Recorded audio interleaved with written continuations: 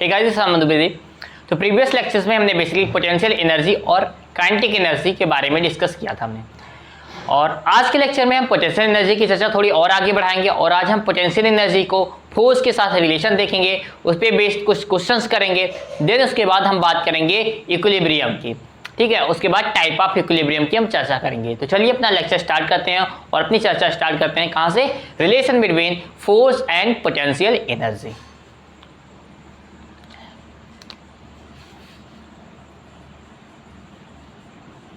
Relation between force and potential energy. भाई साहब, हम पहले से ही पढ़ चुके हैं, change in potential energy equals to minus time of work done by conservative force. या इसका work done by conservative force equals to लिखना चाहो तो क्या लिख सकते हैं, minus time change in potential energy. अगर चेंज छोटा हो,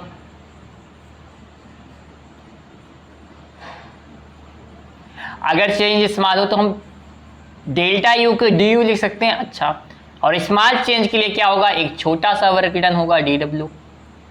ओके, अब D U equals to D W को हमने क्या पढ़ रखा था, minus F D R a D U equals to हमने पढ़ा था। तो एफ एक कौन सा है, work done by conservative force, ठीक है। तो work done by conservative force equals to क्या आएगा, minus time D U by D R आएगा। और यही रिलेशन है फोर्स और किसके बीच में, पोटेंशियल एनर्जी के बीच में। चेंज इन पोटेंशियल एनर्जी बोल सकते हो, ठीक है। ये बहुत इंपॉर्टेंट रिलेशन है।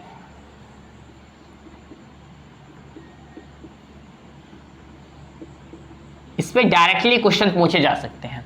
क्वेश्चन कैसे पूछे जा सकते हैं, आपको पोटेंशियल एनर्जी एक्स के फॉर्म में मिल सकती है, वाई के फॉर्म में मिल सकती है, या जेड के फॉर्म में मिल सकती है, या कभी कभी पोटेंशियल एनर्जी डायरेक्टली तीनों वेरिएबल पे डिपेंड कर सकती है, ठीक है। तो इस टाइप के क्वेश्चंस आपको मिल सकते हैं। अभी हम इसमें एक दो टाइप के क्वेश्चंस आपको करवा देंगे ताकि आपको और अच्छी क्लियरिटी मिल जाए। लेकिन उससे पहले इतनी बातें नोट करो, देन उसके बाद आगे हम बढ़ते हैं। तो चलिए अब आगे हम देखते हैं क्वेश्चंस पे कैसे आ सकते हैं। क्वेश्चंस हमें दे सकता है u equals to x square plus 2x plus 5। Calculate conservative force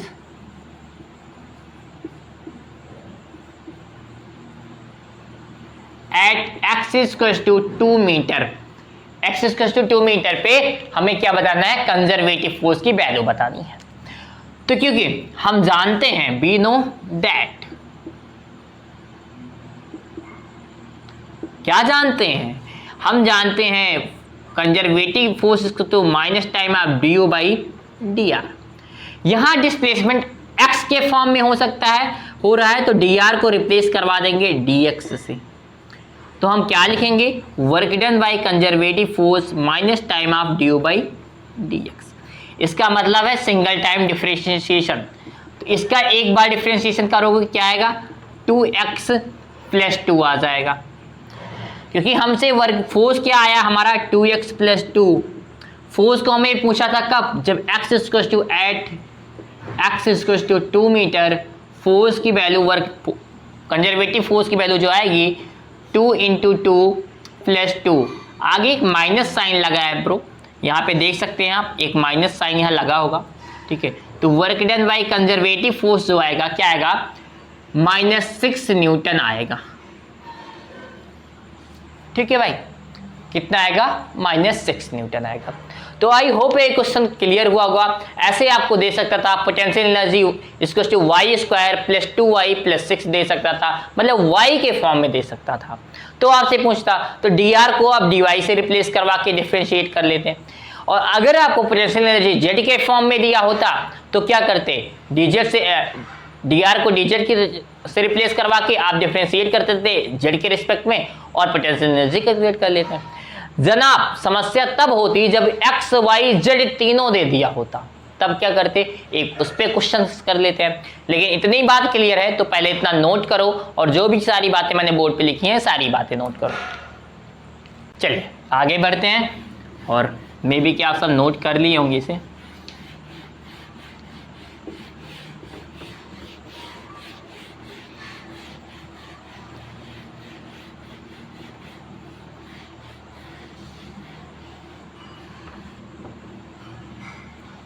चलिए बात करते हैं, अगर हमारे जैसे एक क्वेश्चन है, क्वेश्चन के साथ ही बस इस बात को समझने का प्रयास करते हैं। u इज टू क्या गिवन है, x square y Z,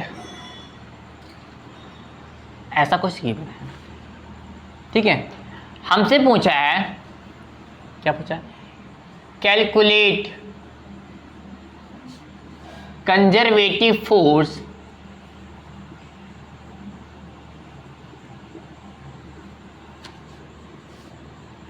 eight 1, 2, 3 पे। ओके, हमें 1, 2, 3 पे कंजर्वेटिव फोर्स कैलकुलेट करना है। तो एक बार इस क्वेश्चन को आप सब लोग ट्राई करेंगे, देन हम आपको इसका कॉन्सेप्ट सिखाएंगे, ऐसे क्वेश्चन को कैसे डील करना है। तो लेकिन इससे पहला काम क्या करना है, आप सबको खुद से पहले एक बार क्वेश्चन ट्राई करना है। वीडियो पॉज करो और पहले क्वेश्चन ट्राई करो। तो आई होप आप लोगों ने पॉज करके वीडियो इस बार इसे ट्राई किया है, फिर हम आपको समझाते हैं इसे। देखो ऐसे क्वेश्चन करने का, इसमें देखो पोटेंशियल एनर्जी x पे, y पे, z पे, मतलब यहां पोटेंशियल एनर्जी जो है एक से ज्यादा वेरिएबल पर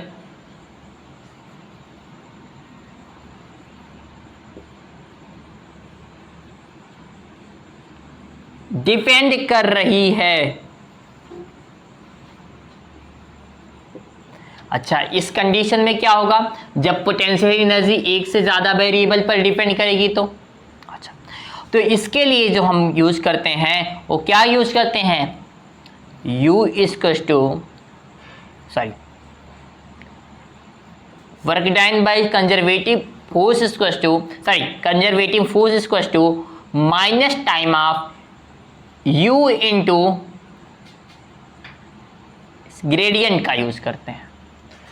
एक ग्रेडियंट क्या होता है इसे थोड़ा समझते हैं, इस चीज का यूज करेंगे। पहली बात ये समझ लो, जब पोटेंशियल एनर्जी एक से ज्यादा वेरिएबल पे डिपेंड करेगी तो हम फोर्स कंजर्वेटिव फोर्स कैलकुलेट करने के लिए किसका यूज करेंगे, कंजर्वेटिव फोर्स का जो minus time of U into gradient.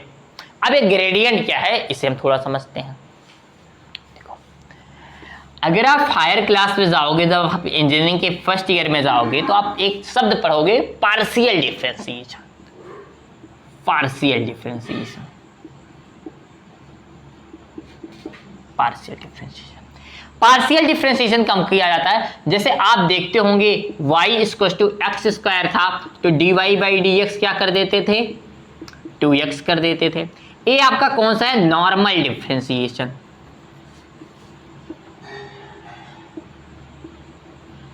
यहां पे y जो है केवल और केवल एक वेरिएबल पर डिपेंड कर रहा था, वो x था। ठीक है, लेकिन अगर सोचो कोई एक फंक्शन u हो, अगर कोई फंक्शन या कोई फंक्शन q हो और x और y पे डिपेंड करे तो इसका डिफरेंशिएशन करेंगे। तो उसका डिफरेंशिएशन करने के लिए हम क्या यूज करते थे, तो हम इसका पार्शियल डिफरेंशिएशन करते थे।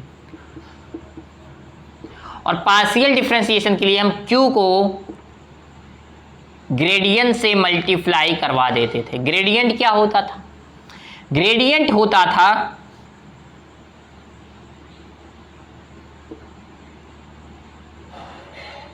अब ग्रेडियंट क्या, ग्रेडियंट होता था ए और D by D Y plus D by D Z. इस टर्म को हम बेसिकली बोलते थे क्या,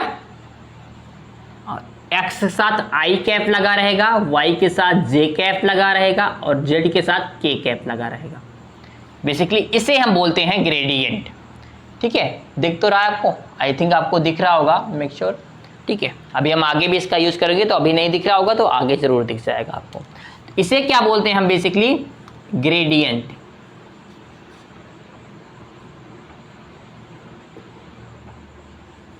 ठीक है भाई, और इस ग्रेडियंट की हेल्प से हम इस फंक्शन का डिफरेंशिएशन करते थे। कैसे करते थे, आगे देखो क्या करते थे, q इंटू ग्रेडियंट से मल्टीप्लाई, ग्रेडियंट क्या था, एक्स वाई था, इंटू डेल्टा एक्स, डेल्टा अपन डेल्टा एक्स प्लस डेल्टा अपन delta y j cap plus delta अपन डेल्टा जेड के कैप। ठीक है, अब देखो, अब एक्स वाई जे, एक्स वाई हर यहां मल्टीप्लाई में चला जाएगा, तो क्या बचेगा,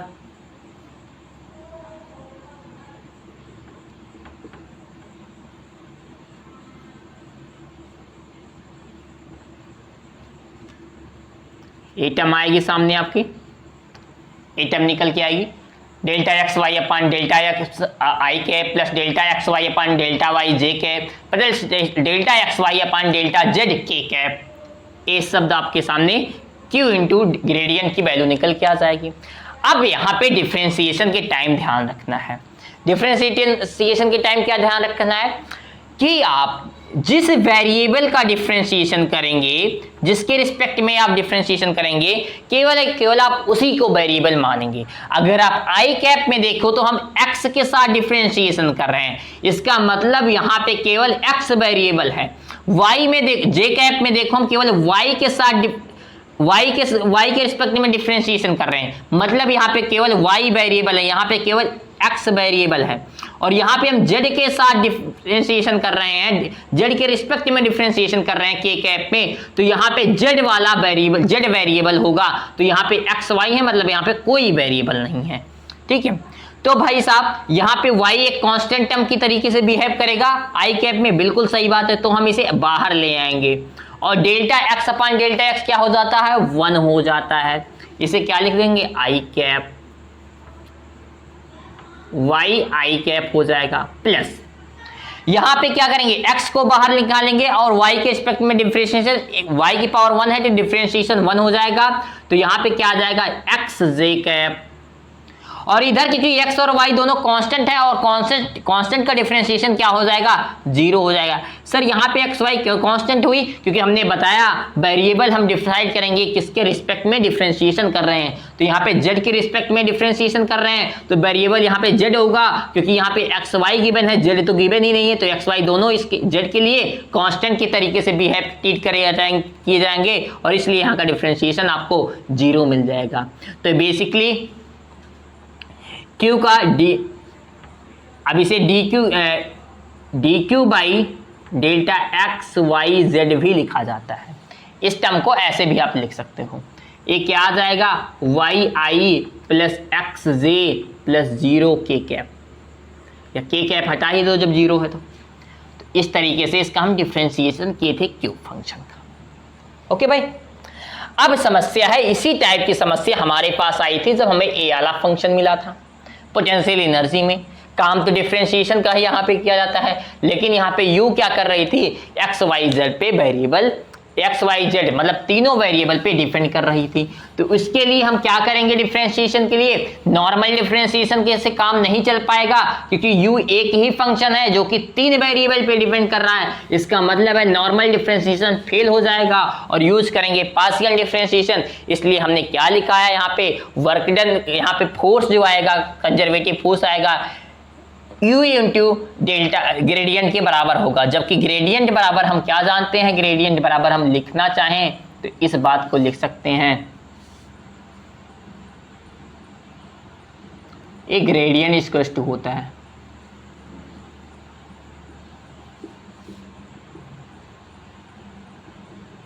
ठीक है भाई। अब इस क्वेश्चन को जरा सॉल्व करने का प्रयास करते हैं। Work done by conservative force, देखो भाई माइनस यू है, बहुत सही बात है, माइनस यू रहेगा। उसके बाद क्या है, एटम है,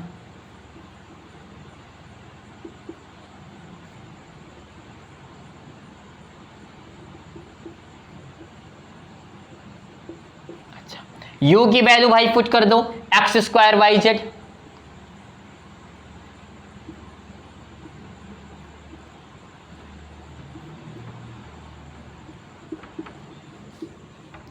यही होगा ना। आप अपने कॉपी में कैलकुलेशन करते रहो भाई, क्योंकि बहुत सारे बच्चे होंगे जो ये बात समझ गए होंगे। अब एक्स स्क्वायर वाई जेड को अंदर भेज दो फटाक से।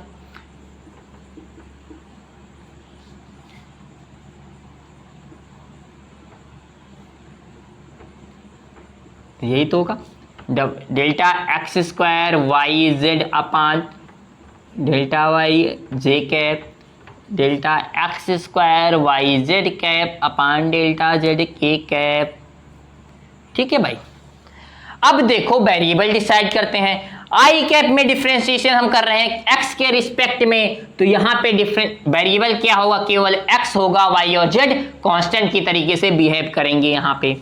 तो यहाँ पे क्या आ जाएगा इसका डिफरेंशिएशन, जरा ये बताना। तो एक्स स्क्वायर का डिफरेंशिएशन 2x और वाई जेड कांस्टेंट है, तो 2x y z i cap आ जाएगा इधर। प्लस आगे चलते हैं, यहां पे डिफरेंशिएशन y के रिस्पेक्ट में कर रहे हैं, तो वेरिएबल को केवल और केवल y होगा, तो x स्क्वायर और z कैसे होंगे, कांस्टेंट होंगे, तो x स्क्वायर z बाहर चले आएंगे और y का डिफरेंशिएशन y के रिस्पेक्ट में क्या हो जाएगा, y की पावर 1 है तो डिफरेंशिएशन 1 हो जाएगा।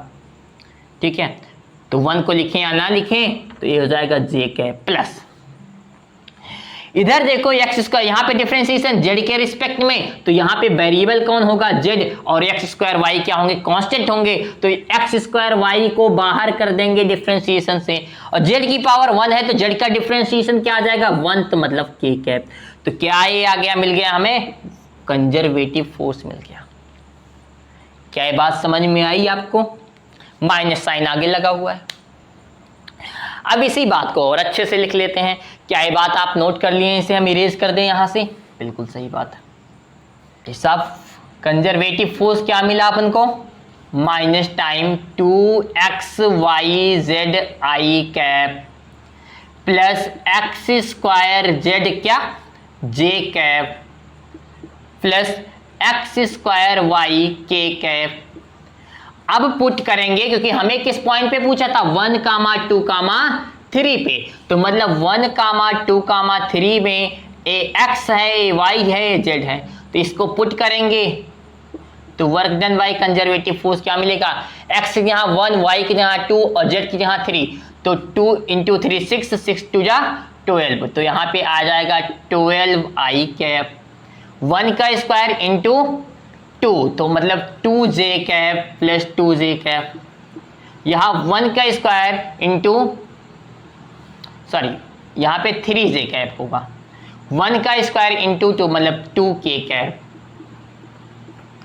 तो माइनस साइन अंदर भेज दो या बाहर ही रहने दो, तो जो कंजर्वेटिव फोर्स की value I at a point 1, 2, 3 पे वो कुछ ही आई। तो ये क्वेश्चन इस तरीके से ट्रीट किए जाते हैं। आई थिंक आपको ये बात क्लियर हो गई होगी। कोई डाउट होगा तो कमेंट बॉक्स में पूछ लेना भाई साहब, इस पे क्वेश्चन फिर करवा देंगे आपको। ठीक है, बट जो भी डाउट हो आप कमेंट बॉक्स में मेंशन कर दिया करो, क्योंकि कमेंट बॉक्स को हम हमेशा इग्नोर नहीं करते। आजकल इग्नोर करते हैं अलग बात है, लेकिन हमेशा नहीं करते हैं। अगर आप एक अच्छा क्वेश्चन पूछोगे तो जरूर उसका आंसर दूंगा।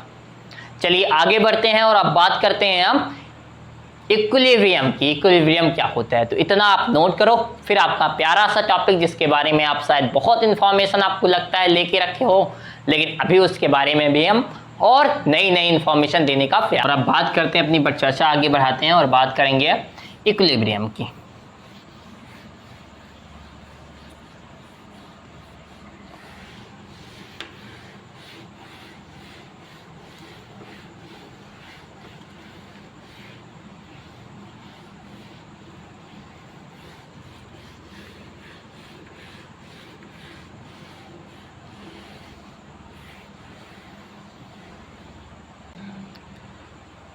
अब आगे हमारी चर्चा होने वाली है जिस टॉपिक पे, उसका नाम है इक्विलिब्रियम। तो आप लोग हमें बता सकते हैं, कमेंट बॉक्स में एक बात मेंशन कर सकते हैं, हमारे बताने से पहले आप इक्विलिब्रियम के बारे में क्या समझते हैं। जो भी इंफॉर्मेशन है आप कमेंट बॉक्स में जाके उसे बता दो। तो यार इक्विलिब्रियम शब्द से ही बात फील आती है, कहीं ना कहीं यहाँ पे बैलेंसिंग की चर्चा हो रही होगी, बैलेंस होंगी चीज़ें, इक्वली बैलेंस होंगी चीज़ें। एकदम सही बात है, इस शब्द का जो इक्विलिब्रियम का मीनिंग है बिल्कुल सही बात है। यहाँ पे जैसे आपके पास इन फिजिक्स के सेंस में अगर आपके पास कोई बॉडी है, अगर इस पे लगने वाले जितने फोर्स हैं वो सब बैलेंस हैं, वो सब कैसे हैं, बैलेंस हैं, कोई बॉडी पर अनबैलेंस फोर्स एक्ट नहीं कर रहा है, तो बॉडी किस पोजीशन में होगी, तब वो बॉडी इक्विलिब्रियम पोजीशन में होगी। इसका सेंस इस बात से निकलता है कि अगर बॉडी पे सारे फोर्स बैलेंस हैं, that's mean net force on a body क्या होगा, जीरो होगा। और यहीं से चर्चा सामने आती है कि equilibrium means net force on a body क्या हो, जीरो। क्लियर है बात? तो चलिए इस बात को समझते हैं।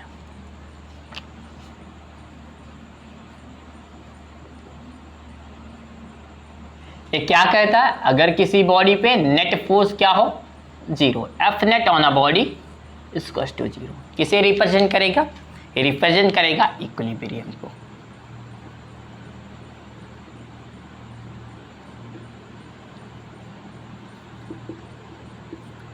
ठीक है भाई, अच्छा इतनी बातें तो आप सब जानते होंगे। अब यार इस इक्विलिब्रियम को 3 कैटेगरी में डिवाइड किया गया। पहला स्टेबल इक्विलिब्रियम,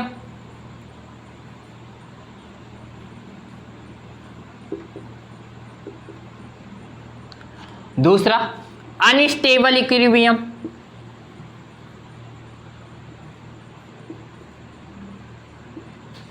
और तीसरा न्यूट्रल इक्विलिब्रियम। ठीक है, अब एक एक करके सारे इक्विलिब्रियम की मीनिंग हम थोड़ा सा समझेंगे कि कहते क्या हैं और इनके रियल मीनिंग क्या है, इस चीज को समझने का प्रयास करेंगे। तो आप इन चीजों को नोट कीजिए। लेकिन क्योंकि ये तीनों इक्विलिब्रियम हैं, तो एक बात तो इन तीनों के लिए सही ही होंगी कि net force on a body क्या होगा, जीरो होगा। ये तीनों तो इक्विलिब्रियम ही हैं। अब अलग अलग टाइप के इक्विलिब्रियम कैसे हैं, इस चीज को हम समझेंगे आगे। ठीक है, तो पहले आप इन्हें नोट कीजिए, फिर मैं आपको एक ग्राफ के जरिए इन चीज को समझाने, इस चीज को समझाने का प्रयास करेंगे। ओके, तो आई थिंक आप नोट कर लिए होंगे। चलते हैं, हम एक ग्राफ आपको समझाते हैं इसके।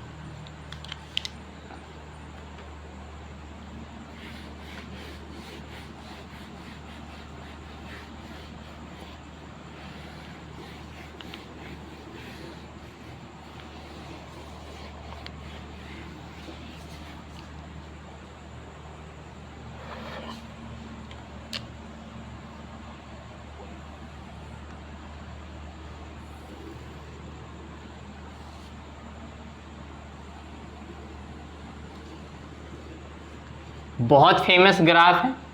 अगर आप एक अच्छे टीचर से पढ़े होंगे या अभी तक नहीं पढ़े हैं तो कोई बात नहीं, आज मैं आपको पढ़ा दे रहा हूँ। अगर आप एक अच्छे टीचर से पहले पढ़ चुके हैं तो आई थिंक उस टीचर ने भी आपको इस चीज़ को अच्छे से समझाया है।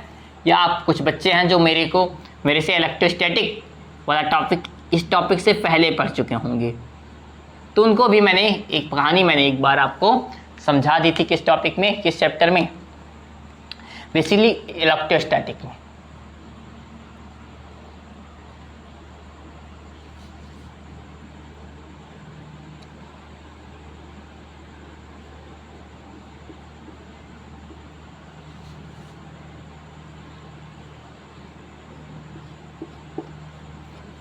जनाब ये ग्राफ किसके बीच में है, एक इंपॉर्टेंट बात ये भी है, ये ग्राफ है u वर्सेस x के बीच में, पोजीशन और पोटेंशियल एनर्जी के बीच का एक ग्राफ है।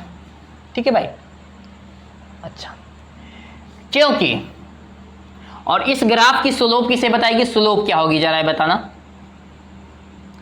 स्लोप बेसिकली होगा ड्यू बाई डेल्टा एक्स होगी।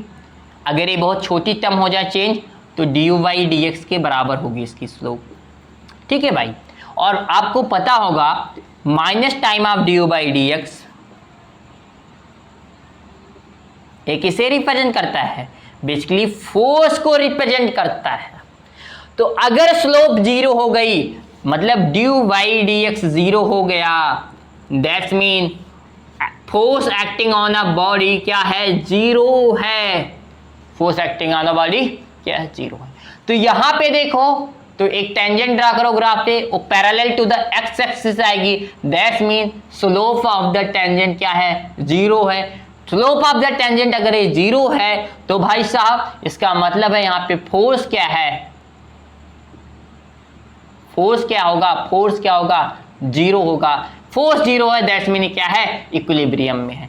सिमिलर कहानी यहां पे भी होगी, टेंजेंट ड्रा करो, m = 0 मिलेगा और यहां से फोर्स 0 कह पाओगे, दैट्स मीन इसे भी कहोगे कि पोजीशन 1 वाली बॉल इक्विलिब्रियम पे है, पोजीशन 2 वाली बॉल भी इक्विलिब्रियम पे है। सिमिलरली यहां भी टेंजेंट ड्रा करो तो स्लोप 0 और फोर्स = 0, मतलब पोजीशन 3 पे जो बॉल है वो भी कैसी है, इक्विलिब्रियम पे है। ये बात यहां से हम क्लियर कर लेंगे। अब दिक्कत ये है हम कैसे डिफाइन करें कौन सा इक्विलिब्रियम स्टेबल है और कौन सा इक्विलिब्रियम अनस्टेबल है। तो आपके विचार में क्या बातें समझ में आ रही हैं, इस बात को थोड़ा सा समझाने का प्रयास करना हमें, और आगे हम समझाने चल ही रहे हैं आपको, अगर कुछ नहीं समझ में आ रही तो। लेकिन क्या बात आ रही समझ में, कमेंट बॉक्स में मेंशन जरूर करना। देखो भाई, अगर 1 वाली बॉल को आप थोड़ा से भी डिस्टर्ब कर दिए, मतलब इधर या इधर किसी भी डायरेक्शन में थोड़ा सा डिस्प्लेस किए, तो भाई साहब ये अपनी पोजीशन से चली जाएगी, मतलब अपने इक्विलिब्रियम से चला जाएगा और दोबारा अपने इक्विलिब्रियम में वापस नहीं आएगा। ए बॉल, ए ऑब्जेक्ट एक बार डिस्प्लेस करने पर दोबारा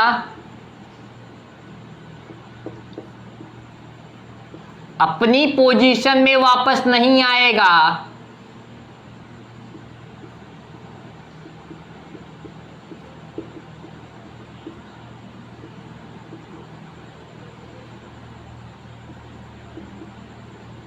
आएगा, अगर ये ऑब्जेक्ट को एक बार डिस्प्लेस कर दिए तो ये दोबारा अपनी पोजीशन में वापस नहीं आएगा, और इसीलिए इस इक्विलिब्रियम का नाम हम क्या रखते हैं, unstable equilibrium. Unstable equilibrium, equilibrium तो है लेकिन अनस्टेबल पे है। एक बार थोड़ा सा डिस्प्लेसमेंट दिए तो दोबारा ये अपने पोजीशन पे वापस नहीं आएगा, ठीक है। सिमिलरली पोजीशन 2 वाले ब्लॉक को देखो, इसे अगर इधर डिस्प्लेस कर दोगे तो ऊपर जाएगा फिर नीचे चला आएगा, इधर डिस्प्लेस करोगे तो ऊपर जाएगा फिर नीचे चला आएगा। मतलब अगर इसे आप डिस्प्लेस कर रहे हो तो ये दोबारा अपनी पोजीशन में वापस चला आएगा। After displacement the object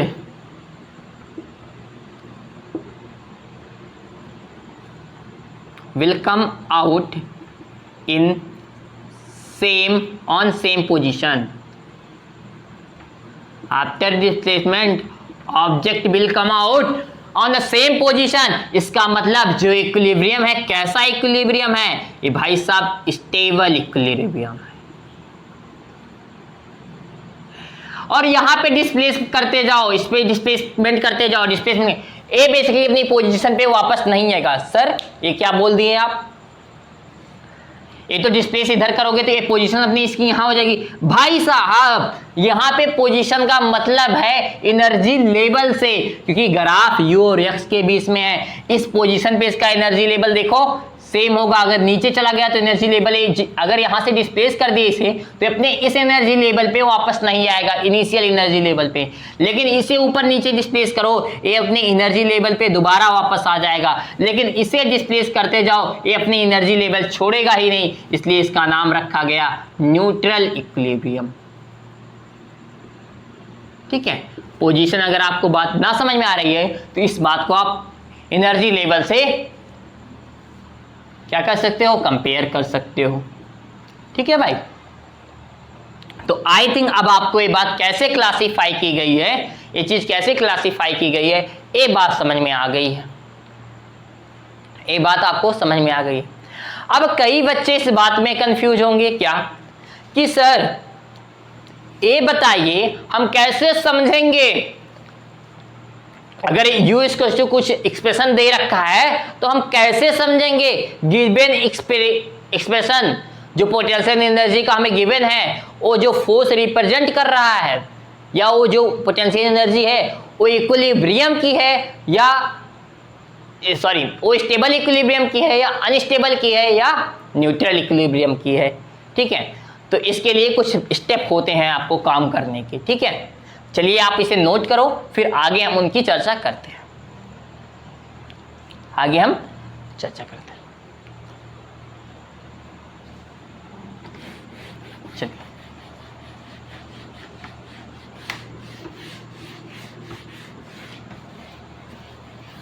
I think अब आप इसे नोट तो कर ही लिए होंगे, नहीं नोट कर पाए हो तो फिर वीडियो पॉज करो और पीछे जाओ और एक बार नोट कर लो इन सारी बातों को। चलो, हाउ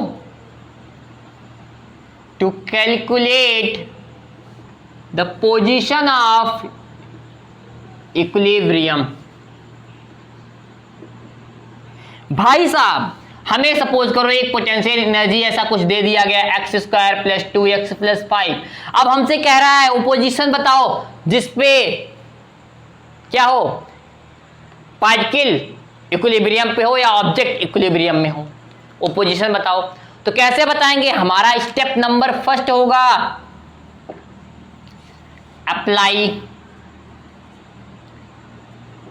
फर्स्ट स्टेप क्या होगा, अप्लाई du/dr, क्योंकि यहां पे x के डिस्प्लेसमेंट, x में डिस्प्लेसमेंट हो रहा है, तो dr को रिप्लेस कर देंगे dx से और फाइंड करेंगे du/dx, जो कि किसके बराबर आएगा, 2x + 2 के बराबर आएगा। स्टेप नंबर सेकेंड, क्योंकि f = क्या होता है, -du/dx dr होता है, क्योंकि अगर इक्विलिब्रियम पोजीशन फाइंड करनी है तो हमें पता है फोर्स किसके बराबर होना चाहिए, 0 के। तो इसका मतलब हम क्या करेंगे, put du/dr = 0। Step number second होगा, स्टेप नंबर फर्स्ट ए होगा। अच्छा, तो स्टेप नंबर सेकेंड में हम क्या अप्लाई करेंगे, जरा देखना। तो स्टेप नंबर सेकेंड में हम अप्लाई करेंगे जो हमारे पास एक्सप्रेशन आया है du/dx का, इसे 0 पुट करेंगे, मतलब 2x + 2 = 0 पुट करेंगे। तो x की वैल्यू क्या मिलेगी, -1 मीटर। डिस्प्लेसमेंट -1 मीटर मिला, इसका सेंस ये है x = 1 मीटर पे क्या हो रहा है, ऑब्जेक्ट इन इक्विलिब्रियम। जो भी ऑब्जेक्ट है जिसकी पोटेंशियल एनर्जी गिवन है वो x = -1 मीटर पे किसमें है, इक्विलिब्रियम पे है। अब फिर आपका एक क्वेश्चन बनता है, इक्विलिब्रियम कैसा है, टाइप नेचर ऑफ इक्विलिब्रियम। ठीक है, तो वो चर्चा हम आगे करेंगे। अभी हम क्या सीखे, कैसे हम पोजीशन ऑफ इक्विलिब्रियम बताएं। तो उसके लिए हमारा 2 स्टेप है। स्टेप नंबर फर्स्ट क्या है, du/dr कैलकुलेट करना, ये स्टेप नंबर फर्स्ट है। स्टेप नंबर सेकेंड है du/dr = 0 पुट करो। ये 2 स्टेप है हमारे पास, बस क्या कैलकुलेट करने के लिए, पोजीशन ऑफ इक्विलिब्रियम। अब नेचर ऑफ इक्विलिब्रियम के लिए हम आगे चर्चा करते हैं। नेचर ऑफ इक्विलिब्रियम के लिए आगे चर्चा करते हैं। तो इतनी बात आप नोट कर पाए हो, नोट कर पाए हो, अच्छी बात है। नहीं कर पाए हो तब भी कोई बुरी बात नहीं है, वीडियो पॉज करके नोट कर लेना।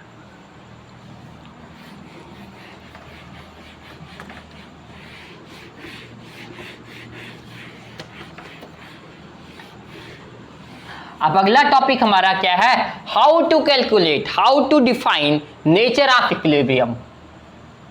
How to define nature of equilibrium. एक हमें पोटेंशियल एनर्जी का एक्सप्रेशन दे रखा है, U = x³ + 2x + 1। ठीक है, या ऐसा ले लो x² + 2x + 7। सबसे पहला काम हम क्या करेंगे, पोजीशन निकालेंगे। पोजीशन के लिए du/dr कैलकुलेट करना, कि यहाँ पे क्या निकालेंगे, du/dx, जो कि किसके बराबर आएगा, 2x + 2 के। सेकेंड स्टेप, पहले काम कर रहे हैं पोजीशन के लिए। सेकेंड स्टेप क्या है इसका, du/dr को 0 पुट करना। दैट्स मीन यहाँ पे क्या करेंगे 2x प्लस 1 को 2x प्लस 2 को 0 पुट करेंगे तो x इक्वल्स टू -1 मीटर आएगा। अच्छा भैया, ये तो हम पोजीशन कैलकुलेट कर लिए। नेचर के लिए step number 1 calculate, step number 1 है कैलकुलेट, क्या calculate d2u by D are square, मतलब डबल डिफ्रेंसिएशन निकालेंगे हम किसका, गिवन एनर्जी पोटेंशियल एनर्जी का। फिर क्या करेंगे, चेक, किस पे चेक करेंगे, जो भी हमारे पास इक्विलिब्रियम पोजीशन जितनी भी आएंगी सब पे क्या करेंगे, चेक करेंगे कि d2u upon d are square की वैल्यू ग्रेटर देन 0 है या d2 upon d are square less than 0 है, या फिर इक्वल्स टू 0 है। 3 केस हमारे पास बन सकते हैं। सपोज करो x इक्वल्स टू -1 मीटर आया, फिर क्या करेंगे, इसका डबल डिफरेंशिएशन निकालेंगे, उसमें x equals to -1 metre put करेंगे, फिर उस पे देखेंगे कि हमारा d2 by D are square greater than 0 आ रहा है, लेस देन 0 आ रहा है, इक्वल टू 0 आ रहा है। अगर ग्रेटर देन 0 आया तो कैसा इक्विलिब्रियम, स्टेबल। अगर लेस देन 0 आया तो अनस्टेबल, और इक्वल टू 0 आया तो न्यूट्रल। इस तरीके से हम इसका नेचर डिफाइन करते हैं। तो इसी क्वेश्चन में हम इस चीज को अप्लाई करके देखते हैं। अब हमारा इक्विलिब्रियम कितने पे मिला, x इक्वल टू -1 मीटर पे। अब हमें बताना है ये इक्विलिब्रियम जो इस डिस्प्लेसमेंट में मिल रहा है वो कैसा है। तो उसके लिए क्या करेंगे, सबसे पहला step d2 by D are square निकालना। d2 by D are square, एक डिफरेंशिएशन 2x प्लस 2 आया था, इसका डबल डिफरेंशिएशन करोगे क्या आएगा, 2 आ जाएगा। भाई साहब इसका मतलब है 2 क्या है, एक कैसी क्वांटिटी है, कांस्टेंट है। तो at x equal to -1 metre पे जो d2 बाई डी आर की वैल्यू है वो कितना रहेगी, 2 रहेगी, क्योंकि ये कांस्टेंट है। x इक्वल टू 1 हो, 2 हो, 3 हो, 4 हो, 5 हो, उस पर डिपेंड ही नहीं कर रही। इसका मतलब ये है d2 by D are square की वैल्यू क्या मिली आपको, x इक्वल टू -1 पे d2 by D are square की वैल्यू जो आपको मिली वो क्या मिली, ग्रेटर देन 0 मिली। यहां से हम कह सकते हैं we can say that x equal to 1 metre at a position where the object is at equilibrium and the equilibrium the nature of equilibrium is stable. क्योंकि कौन सी कंडीशन मिली, पहली कंडीशन मिली स्टेबल वाली। कौन सा नेचर होगा इसका, स्टेबल। ठीक है, इस पूरे क्वेश्चन का एक सॉल्यूशन मिल गया। एक और क्वेश्चन कराएंगे, उसके बाद इस लेक्चर को यहीं पे एंड करेंगे। ठीक है, ताकि जो आपकी दिमाग में कंफ्यूजन है ना वो क्लियर हो जाए यहां से। तो नोट कर लेना भाई से।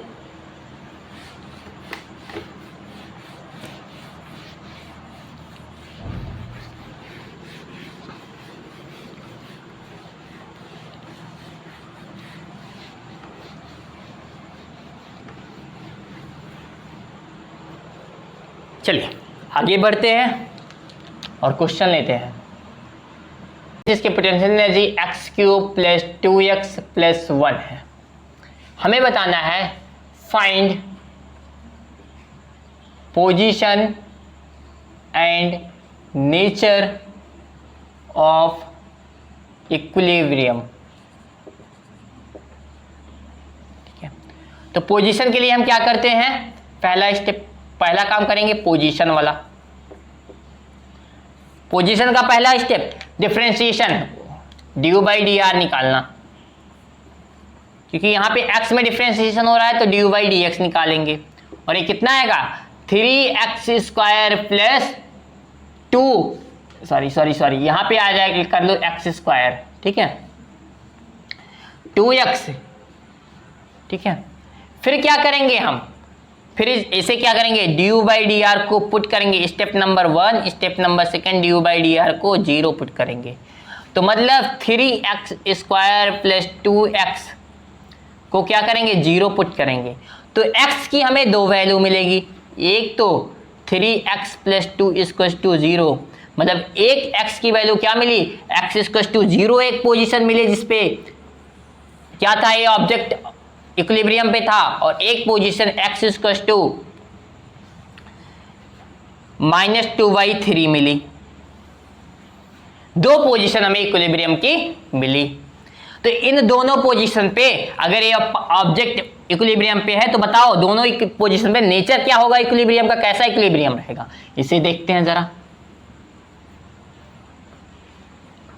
इसके लिए क्या करते हैं, सबसे पहले d2u/dr² निकालते हैं, मतलब डबल डिफरेंशिएशन।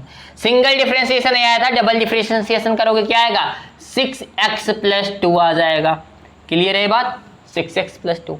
फिर क्या करेंगे, गिवन पोजीशन पे सबसे पहले हम काम करेंगे x = 0 वाली पोजीशन के लिए, क्योंकि एक इक्विलिब्रियम यहाँ पे दो इक्विलिब्रियम है, तो सबसे पहला हम x = 0 पे निकालेंगे। तो हम क्या करेंगे, d2u/dr² की वैल्यू कहाँ निकालेंगे, एट x = 0 पे। तो क्या आ जाएगा, 6 × 0 + 2, मतलब एक इसके बराबर आ गया 2 को, मतलब d2/dr² एट x = 0 क्या आ गया, 2 आ गया। इसका मतलब है d2/dr² > 0 है। तो मतलब एक ऐसा इक्विलिब्रियम है x = 0 पे, स्टेबल है। तो हम ऐसा कह सकते हैं, एट x = 0 फाइट किल या ऑब्जेक्ट इन स्टेबल इक्विलिब्रियम। ठीक है, सेकेंड चर्चा रही हमारी किसके लिए, x = -2/3 के लिए। ठीक है, अगली चर्चा किसके लिए है, x = -2/3 के लिए। तो d2/dr² में हम क्या पुट करेंगे, हम x = -2/3 पुट करेंगे। जैसे इसे पुट करोगे तो देखो क्या आएगा, ये हो जाएगा 12/3, मतलब -4 + 2, मतलब -2 आ गया। तो मतलब d2/dr² कैसा आ गया, <0 आ गया। इसका मतलब है कैसा इक्विलिब्रियम है, अनस्टेबल। तो यहां से हम कह सकते हैं at x = -2/3 object in unstable equilibrium. तो यहां पे हमें पोजीशन ऑफ इक्विलिब्रियम कितनी मिली, 2 मिली। एक इक्विलिब्रियम कैसा रहा, स्टेबल, और एक रहा अनस्टेबल। आई थिंक अब इसमें जितने भी कॉन्सेप्ट हो सकते थे मैंने आपको क्लियर करा दिए हैं, सब पे क्वेश्चन करा दिए। इसके बावजूद भी अगर आपको कोई डाउट रह जाता है तो मैं कहता हूं कमेंट बॉक्स पे आप सबका आमंत्रण है, आप आओ और उस पे अपने क्वेश्चन को पूछो। ठीक है, बाकी आज की क्लास में बस इतना ही। नेक्स्ट क्लास में हम बात करेंगे वर्क एनर्जी थ्योरम की, और इसके अगली क्लास में हम बात करेंगे पावर की, जो कि हमारी लास्ट क्लास होगी। तो इस चैप्टर में अब केवल और केवल 2 क्लास बची हुई हैं, तो यार अच्छे से पढ़ाई करो, इतना ही कहना चाहूँगा। और यार अपने अभी टाइम आपके पास अच्छा खासा बचा हुआ है जेईई मेंस के लिए, तो उसे फोकस करते हुए यार अच्छे से पढ़ाई करते रहो। अपने टाइम को सोशल मीडिया या अदर किसी प्लेटफॉर्म पे फालतू वेस्ट ना करो। और इसी के साथ यार चलते हैं। Thank you, take care, bye bye.